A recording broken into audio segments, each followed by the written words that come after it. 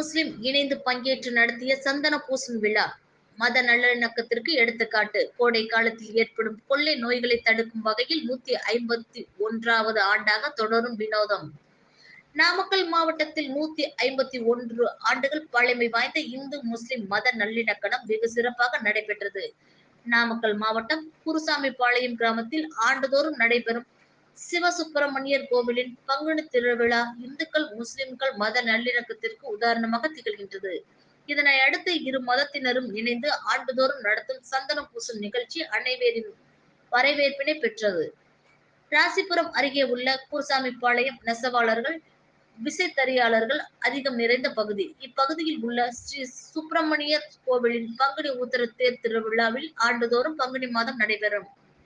இந்த திருவிழாவின் முக்கிய நிகழ்வாக இந்து முஸ்லிம்கள் ஒன்று கூடி சந்தனம் பூசும் நிகழ்ச்சி நடத்துவர். இந்த ஆண்டு நடைபெற்ற சந்தனம் பூசும் நிகழ்ச்சியில் இந்து முஸ்லிம்கள் இணைந்து சந்தனம் பூசி ஒருவரை ஒருவர் ஆற தழுவி மகிழ்ந்தனர். இந்த நிகழ்வில் அனைவரையும் நிகழ்ச்சியடைய செய்ததுடன் மத நல்லிணக்கத்திற்கு உதாரணமாய் இருந்தது. இதன்படி இந்த ஆண்டு இக்கோவிலின் தேர் திருவிழா கடந்த 25ஆம் தேதி துவங்கியது. இதனைத் தொடர்ந்து மஞ்சள் நீராடல் நிகழ்ச்சியும் காலம் காலமாக பின்பற்றப்படும். இந்து முஸ்லிம் ஒன்று திரண்டு சந்தன பூசிக்கொள்ளும் நிகழ்வும் இன்று நடைபெற்றது. குருசாமிபாளையம் ஊர் பெரிய தனக்காரர் தியாகராஜன், ராசிபுரம் கிழக்கு தெரு பள்ளிவாசல் தலைவர் GK உசேன் ஆகியோர் தலைமையில் சந்தனம் பூசும் விழா நடைபெற்றது.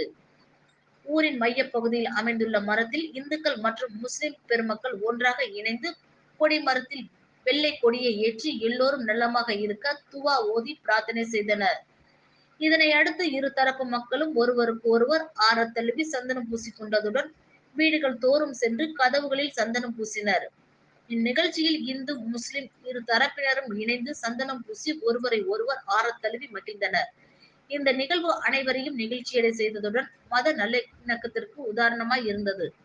இந்த கிராமத்தில் கோடை காலத்தில் ஏற்படும் கொள்ளை நோய்களை தடுக்கும் வகையில் இரு மதத்தினரும் இணைந்து நடத்தும் சந்தனம் பூசும் விழா 151 ஆண்டு காலமாக நடைபெற்று வருவது குறிப்பிடத்தக்கது.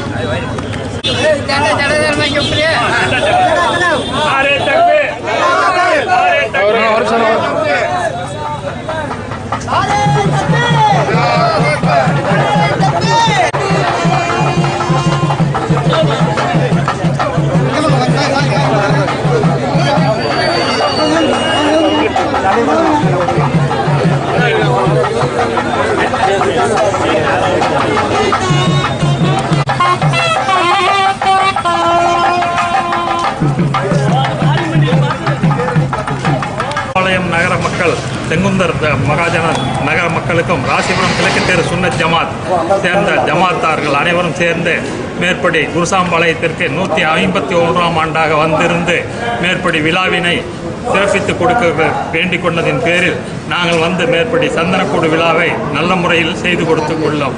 நம்முடைய முன்னோர்களினுடைய தொப்புள் கொடி உறவு என்பது 60-70 ஆண்டுகள் தான்.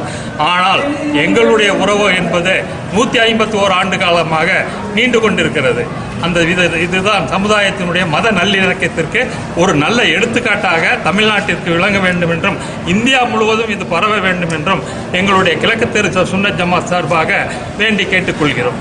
விழாவினை நடத்துவதற்கு காரணம் நம்மளுடைய முன்னோர்கள் இங்கு குருசாம்பாளையத்திற்கும் ராசிபுரத்திற்கும் மிகவும் சம்பந்தப்பட்டவர்கள். தொழில் சம்பந்தத்தில் கைத்தறி தொழிலில் அச்சு போட்டுதலில் நாங்கள் மிகவும் அவர்களுடன் ஒத்துழைப்பு கொடுத்து மேற்படி பிளேக் நோய் மேற்படி பகைதினை தாக்கியதால் நம்முடைய மக்கள் அனைவரும் இங்கு வந்து இருந்து மேற்படி குருசாம்பாளையம் மக்களுக்கு துவா ஓதி மருந்துகள் கொடுத்து மேற்படி நோயினை தீவிரமான நோயினை கட்டுப்படுத்தி மேற்படி மக்களுக்கு நல்லபடியான வாழ்க்கையினை அமைத்து கொடுத்து இது கொடுத்ததுக்காக நம்முடைய சமுதாயத்தின் சார்பாக இந்த மேற்படி விழாவினை நாங்கள் 151 ஆண்டு காலமாக நடத்தி கொண்டுள்ளோம்.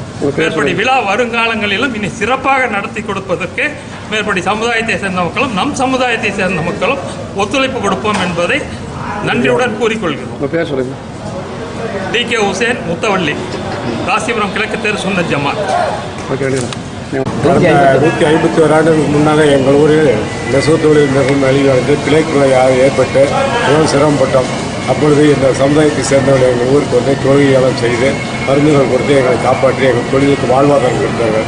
அன்று முதல் இன்று வரை நாங்கள் ஒற்றுமையாக இருந்து ஒவ்வொரு வருடமும் இந்த நல்லிணக்க விழாவை ஏற்பாடு செய்து சிறப்பாக நடத்தி கொண்டுள்ளோம். இனியும் வருங்காலத்தில் சிறப்பாக எங்கள் சமுதாயத்தை சேர்ந்த சந்ததிகளும் சேர்ந்து செய்வார்கள் என்று உறுதியளித்து சொல்லுகிறேன். தியாகராஜன் ஊர் பெரியதனக்காரர் விவசாயிகள்.